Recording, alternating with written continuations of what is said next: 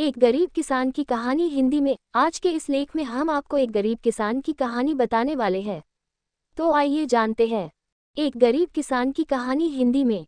एक गांव में मोहन नाम का किसान रहता था। इस दुनिया में वह बहुत गरीब था। उसके पास एक बहुत छोटा खेत था। उस छोटे से खेत में ही वह खेती करता था। वह जैसे तैसे अपने खेत में काम करता और मजदूरी करके अपना घर चला रहा था। एक दिन भयंकर गर्मी पड़ रही थी, फिर भी किसान रोजाना की तरह ही खेत में काम कर रहा था। उसे बहुत पसीना हो रहा था, फिर भी वो खेत में हल चला रहा था। उस दौरान खेत में जुताई करते वक्त हल के नीचे से एक लकड़ी का बक्सा निकला। उस किसान ने धीरे से बक्से को निकाला। वह कुछ समझ नहीं पाया कि इस बक्से में क्या है। केवल उसने बक्से को उठाकर खेत के बाहर मेड़ पर रखा दिया। उसने देखा कि यह बक्सा खाली है, तो उसने अपनी दोपहर की रोटियां उसमें रख दी और वापस अपना काम करने लगा। थोड़ी देर बाद दोपहर में जब खाना खाने आया तो उसने देखा कि बक्से में बहुत सारी रोटियां थीं। उस किसान को बहुत आश्चर्य हुआ। किसान ने सोचा कि ये तो जादुई बक्सा है। उसमें जो भी चीज़ डालो वह कई गुना हो जाती है। जो भी वस्तु उस बक्से में डाल रहे थे वह कई गुना हो रही थी। उसने दोपहर का भोजन किया और फिर हल चलाने लगा। जब शाम को घर आया तो बक्से को अपने साथ ले आया। आज वह किसान बहुत खुश था, क्योंकि उसे लग रहा था कि शायद अब उसकी गरीबी दूर हो सकती है। वह गरीब किसान एक धैर्य वाला व्यक्ति था।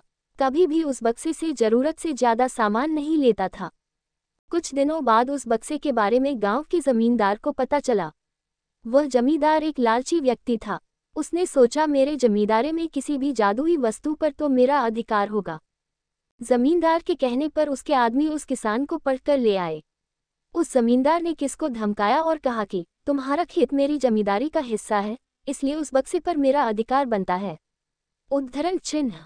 जमींदार की बात सुनकर किसान डरते हुए बोला, मालिक, भले ही जमींदारी आपकी है, लेकिन उस खेत पर खेती मैं करता हूं तो बक्से पर मेरा अधिकार है। उद्धरण चिन्ह। जमींदार समझने लगा कि यह किसान ऐसे नहीं मानेगा। उसने किसान को धमकाया और उसके घर से बक्सा छीन लिया। किसान बेचारा रोता रह गया। बक्सा लेकर जमींदार खुश हो गया। जमींदार ने बक्से से बहुत सारी वस्तुएं हासिल कर ली और मजे कर रहा था। थोड़े दिन बाद कुछ लोगों ने जादुई बक्से के बारे में मंत्री जी को बता दिया। पहली बार तो मंत्री जी ने ध्यान नहीं दिया, लेकिन वापस कुछ दिनों बाद उन्होंने अपने एक आदमी को भेजकर बक्से की सच्चाई के बारे में पता करवाया। जब उस मंत्री जी के आदमी को बक्से की सच्चाई पता लग गई, तब उसने मंत्री जी को जाकर बताया।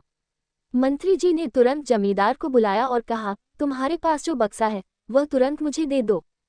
जमींदार ने मंत्री जी से हाथ जोड़कर निवेदन किया कि कृपया बक्सा मेरे पास ही रहने दीजिए, उस पर मेरा अधिकार है। लेकिन मंत्री जी ने एक नहीं मानी और कहा कि यदि तुम मुझे नहीं दोगे तो मैं तुम्हारी जमींदारी समाप्त करवा दूंगा।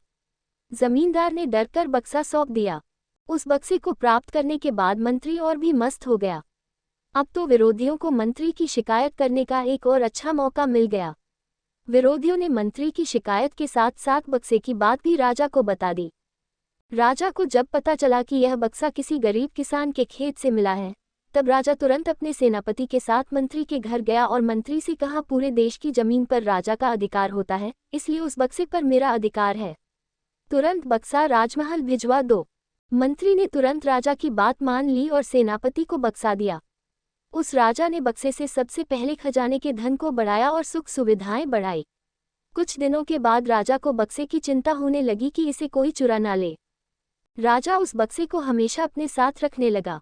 एक दिन राजा ने सोचा, इस बक्से में ऐसा क्या है, आखिर इसका रहस्य पता किया जाए। उस बक्से का रहस्य जानने के लिए राजा उस बक्से में बैठ गया। बाहर निकला तो उसके जैसे अनेक राजा बाहर आ गए। लोग नहीं पहचान पा रहे थे कि असली राजा कौन है। सभी राजा राज्य करने के लिए आपस में लड़ने लगे। ये बात किसान को पता चली तो वह बहुत दुखी हुआ। उसने स्वयं को कोसा और विचार किया कि अगर मैं उस बक्से को जमीन में गाड़कर रख देता तो बहुत अच्छा होता। सारांश। आज के इस लेख हमने आपको एक गरीब किसान की कहानी हिंदी बताई है। हमें उम्मीद है आपको ये कहानी अच्छी लगी होगी। अगर आपको ये स्टोरी यानी कहानी अच्छी लगी है तो इसे अपने छोटे छोटे प्यारे प्यारे बच्चों को जरूर सुनाएं। इसके साथ ही अगर आप इसी तरह की शिक्षाप्रद, मजेदार, रोमांचक और हास्यप्रद कहानियां पढ़ना चाहते हैं तो हमारे इस लेख स्टोरी हिंदी पर आते रहे हैं और मजेदार कहानियों का लुत्फ उठाते रहे। अंत में इस लेख के अंत तक बने रहने के लिए आपका धन्यवाद। और आप लोग ऐसी कहानी सुनने के लिए सब्सक्राइब करो।